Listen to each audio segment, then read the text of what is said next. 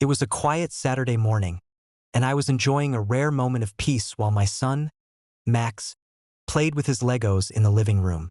The sun streamed through the windows, and for once, the neighborhood was calm. That calm, however, was about to be shattered by none other than Karen, the ultimate HOA enforcer, clipboard in hand and ego in overdrive.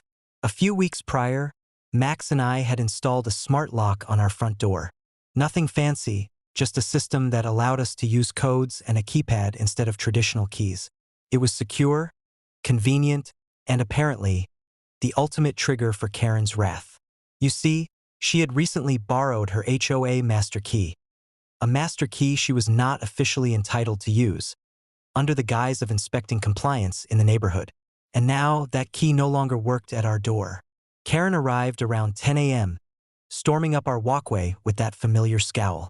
She rattled the handle and pressed the key into the lock, muttering about how homeowners should never install unauthorized technology. When the key failed, she frowned, waved her arms, and without missing a beat, pulled out her phone and called 911. Meanwhile, Max, who had been in the living room, answered the phone when it rang. "Hello?" he said, his voice curious but cautious. On the other end, Karen's panicked voice barked, "I'm at address. I'm the HO. There's a dangerous situation here. Someone has changed the locks and refuses entry." Max froze for a moment, processing that the danger involved a grown woman flailing at our door. Then, without hesitation, he calmly explained, Hi. This is my dad's phone. There's no emergency. It's just our new smart lock. She's trying her key, but it doesn't work.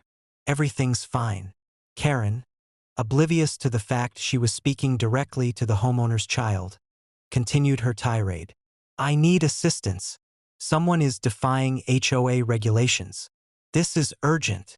Max, ever the quick thinker, responded calmly but firmly. "Ma'am, you are not in any danger. You are using the wrong key. Please leave before you break the law." At this point, I walked over and saw Karen leaning against the door, phone pressed to her ear, flustered and red-faced. I chuckled quietly. "Morning, Karen. Everything okay?" She turned, surprised to see me.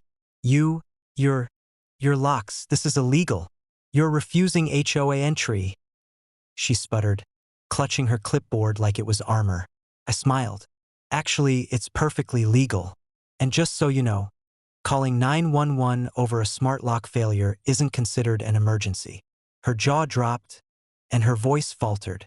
The dispatcher on the other end, who had been listening to Karen's increasingly frantic claims, asked if she was reporting a real emergency. Karen stammered and finally hung up, leaving the dispatcher shaking their head. I closed the door, leaned against it, and turned to Max. "Nice job taking the call. Champ, you kept your cool." Max grinned proudly, shrugging as if handling HOA crises was just another Saturday activity. By the end of the day, Karen had retreated, muttering about technology taking over and neighbors who refused to comply. The other neighbors had already heard about the 911 call, and quiet chuckles could be heard whenever her name came up. She had inadvertently made herself the neighborhood joke. That incident became a local legend, repeated at block parties and community events. It served as a perfect reminder. No matter how aggressive an HOA enforcer thinks she is, there's always a line. And sometimes, your kid answering the phone is the best defense against unwarranted panic. And from that day forward, whenever Karen approached our house, Max would glance at the door with a knowing smile. The smart lock was more than security. It was a symbol that clever thinking, calm composure, and a little humor could completely disarm even the most overzealous HOA warrior.